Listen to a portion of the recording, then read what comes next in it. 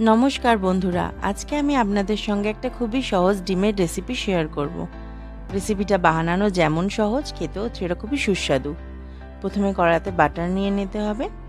তারপর বাটারটা মেল্ট হয়ে গেলে তার মধ্যে একে একে ডিমগুলো দিয়ে ডিমগুলো ভালো করে ভেজে নিতে হবে।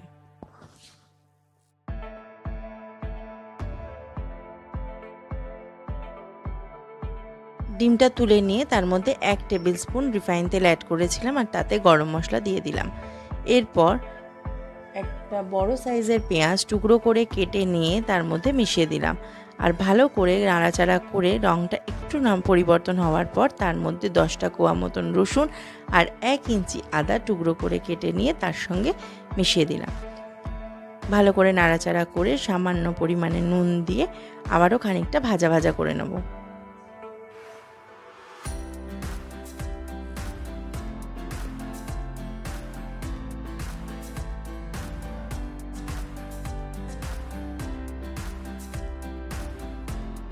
তারপর আমি এর মধ্যে একটা গোটা টমেটো আর একটা কাঁচা লঙ্কা দিয়ে ভালো করে রান্না করে নিয়েছিলাম।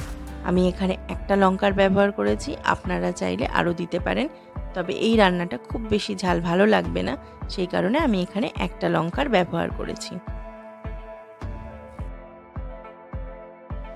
এরপর ভাজা ভাজা হয়ে এলে আমি এর মধ্যে 6-7টা কাজু বাদাম মিশিয়ে দিয়েছিলাম, দিয়ে ভালো করে উপকরণগুলোকে ঠান্ডা করে নিয়েছিলাম। দিয়ে সমস্ত উপকরণ দিয়ে আমি একটা পেস্ট বানিয়ে নিয়েছি।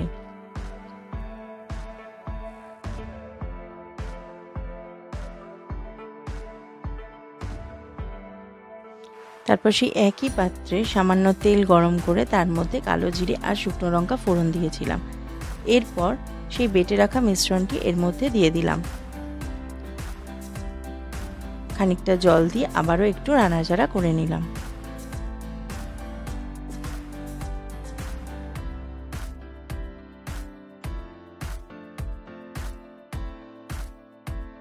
এরপর এর মধ্যে 1 কাপ মতন দুধ মিশিয়ে নিয়েছিলাম, আর যেহেতু এতে আগে থেকেই নুন দেওয়া ছিল তাই সামান্য পরিমাণে নুন আর স্বাদ মতন একটু চিনি মিশিয়ে নিয়েছিলাম, দিয়ে ভালো করে রান্না করে নিয়েছিলাম।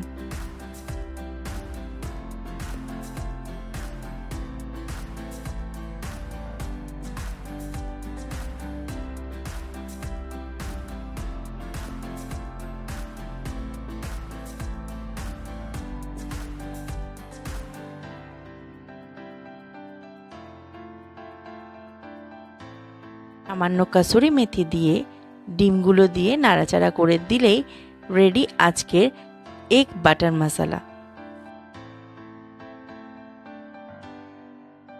রেসিপিটা আপনাদের কেমন লাগলো সেটা আমাকে অবশ্যই জানাবেন, আর আপনারা কি কখনো এইভাবে ডিম রান্না করেছেন সেটাও আমাকে অবশ্যই জানাবেন। আর যদি রেসিপিটা আপনাদের ভালো লেগে থাকে তাহলে আমার চ্যানেলটা সাবস্ক্রাইব করার অনুরোধ রইল। ধন্যবাদ।